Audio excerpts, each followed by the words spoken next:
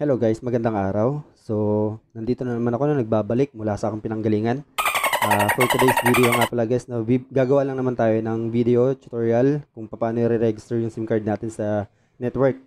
Okay, so, siya nga pala guys, itong video na to, no? Itong tutorial na to, para lang po to sa mga Globe users.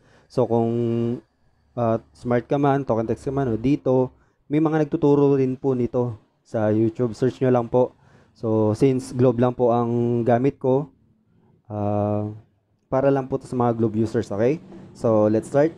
First step, mapupunta ka sa Chrome. Hanapin natin yung Chrome. So, eto. Lahat naman siguro tayo may Chrome. Okay? So, eto lang. Ang una na pala natin gagawin na i-search lang natin dito sa search bar yung new. Wait lang. Search natin dito yung new.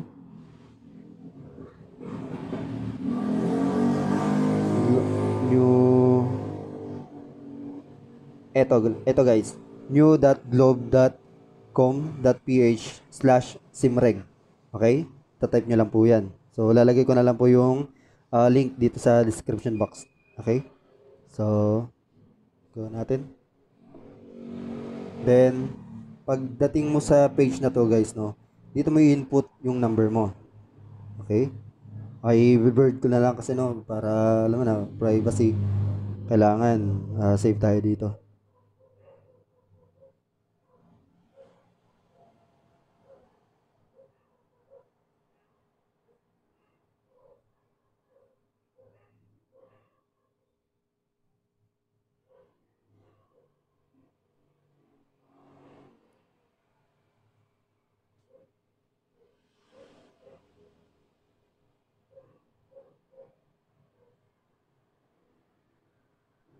Ito lang, click lang natin yung register, okay? So, nakita nyo yung ginawa ko. So, ngayon, dyan sa part na to, may darating na OTP, yung one-time PIN natin. So, ito guys, wag nyong i-share sa iba to ha. Kasi, sa inyo lang po, private nyo to. So, wag nyong i-share kahit kanino.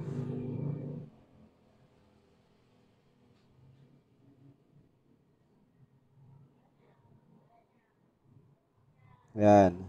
Okay, so, pupunta tayo dito sa page na to. Ito yung matatanggap nating page. Then, i-accept lang po natin, ano? Okay.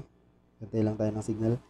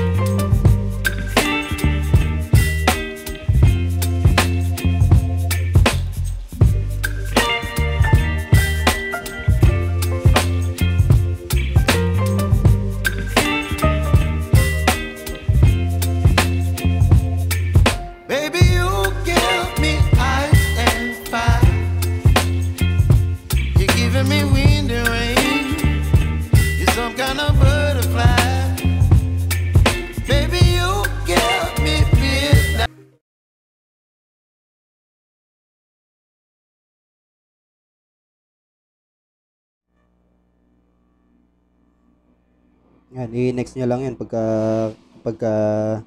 okay na. I-next nyo na lang yun. Then, dito nyo i-upload guys yung, halimbawa, ID. So, upload. Una nga pala guys, no? Yan, mapupunta kayo sa page na to. So, dito nyo ilalagay yung ID type. Kung anong klaseng ID yung ilalagay nyo.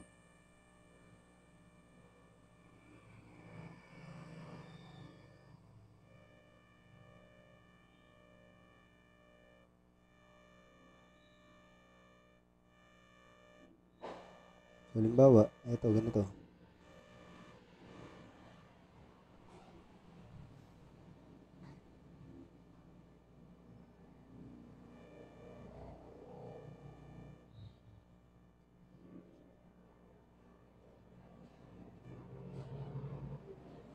Halimbawa, ito, pag nilagay nyo dito anong klase yung ID nyo, lalagay nyo lang dito sa baba naman yung, okay, wait lang.